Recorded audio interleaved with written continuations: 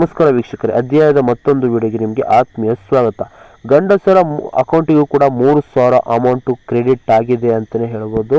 ಈ ವಿಡಿಯೋದಲ್ಲಿ ಎಲ್ಲ ಸಂಪೂರ್ಣ ಮಾಹಿತಿಯನ್ನು ತಿಳಿಸ್ಕೊಡ್ತೀನಿ. ಯಾವ ರೀತಿ ನಿಮಗೆ ಅಮೌಂಟು ಬರುತ್ತೆ, ಅದೇ ರೀತಿ ಯಾವ ರೀತಿ ಬರೋ ಸಾಧ್ಯತೆ ಜಾಸ್ತಿ ಇದೆ ಅನ್ನೋ ಸಂಪೂರ್ಣ ಮಾಹಿತಿನ ಈ ವಿಡಿಯೋದಲ್ಲಿ ತಿಳಿಸ್ಕೊಡ್ತೀನಿ. ಅದಕ್ಕಿಂತ ಮುಂಚೆ ನೀವು ನಮ್ಮ ಯೂಟ್ಯೂಬ್ ಚಾನಲ್ಗೆ ಸಬ್ಸ್ಕ್ರೈಬ್ ಪಕ್ಕದಲ್ಲಿ ಕಾಣುವ ಬೆಲ್ ಐಕಾನ್ ಕ್ಲಿಕ್ ಮಾಡಿ. ಕಳೆದ 2 ವರ್ಷಗಳಲ್ಲಿ 2023ರಲ್ಲಿ ಕಾಂಗ್ರೆಸ್ ಸರ್ಕಾರ ಬರೋಕ್ಕಿಂತ ಮುಂಚೆನೇ ಒಂದಿಷ್ಟು ಅವರ ಸ್ಕೀಮ್ಗಳನ್ನು ಮಾಡಿದ್ರು. ಗೃಹಲಕ್ಷ್ಮಿಗೆ 2,000 ಅಮೌಂಟ್, ಅದರಂತೆ ಇದುವರೆಗೂ ಕೂಡ ಕಾಂಗ್ರೆಸ್ ಸರ್ಕಾರ ಹಾಕ್ತಾ ಇದ್ದಾರೆ ಅಂತ ಹೇಳ್ಬೋದು. ತುಂಬ ಚೆನ್ನಾಗಿ ಎಲ್ಲ ಪ್ರತಿಯೊಬ್ಬ ಹೆಂಗಸ ಮನೆ ಯಜಮಾನಿಗೂ ಕೂಡ 2,000 ಅಮೌಂಟನ್ನು ಹಾಕಿದೆ. ಒಂದು ತಿಂಗಳು ಮಿಸ್ ಆದರೆ ನೆಕ್ಸ್ಟ್ ತಿಂಗಳಲ್ಲೂ ಕೂಡ ಬೇಗ ಅದು ಕ್ರೆಡಿಟ್ ಆಗ್ತಿದೆ.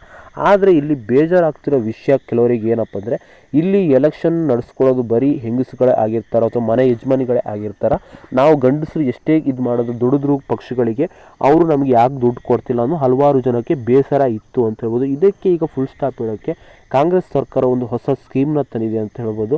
ಹೊಸ ಸ್ಕೀಮ್ ಏನಪ್ಪ ಅಂದರೆ, ಗಂಡಸರಿಗೂ ಕೂಡ 3,000 ಕೊಡುವ ಒಂದು ಎಸ್ಟಿಮೇಟಿಗೆ ಬಂದಿದ್ದಾರೆ ಅಂತ ಹೇಳ್ಬೋದು. ಏನಪ್ಪ ಎಸ್ಟಿಮೇಟ್ ಅಂದರೆ, ವರ್ಷಕ್ಕೆ 3,000 ಅಂದರೆ ತಿಂಗಳಿಗೆ ಪ್ರತಿ ತಿಂಗಳು 2,000 ಕೊಡ್ತಿದ್ರು ಮನೆಯ ಯಜಮಾನಿಗೆ. ಆದರೆ ಇದು ಗಂಡಸರಿಗೆ ವರ್ಷಕ್ಕೆ 3,000 ಕೊಡೋಕ್ಕೆ ನಿರ್ಧಾರ ಮಾಡಿದ್ದಾರೆ ನಮ್ಮ ಕಾಂಗ್ರೆಸ್ ಗೌರ್ಮೆಂಟ್ ಅಂತ ಹೇಳ್ಬೋದು.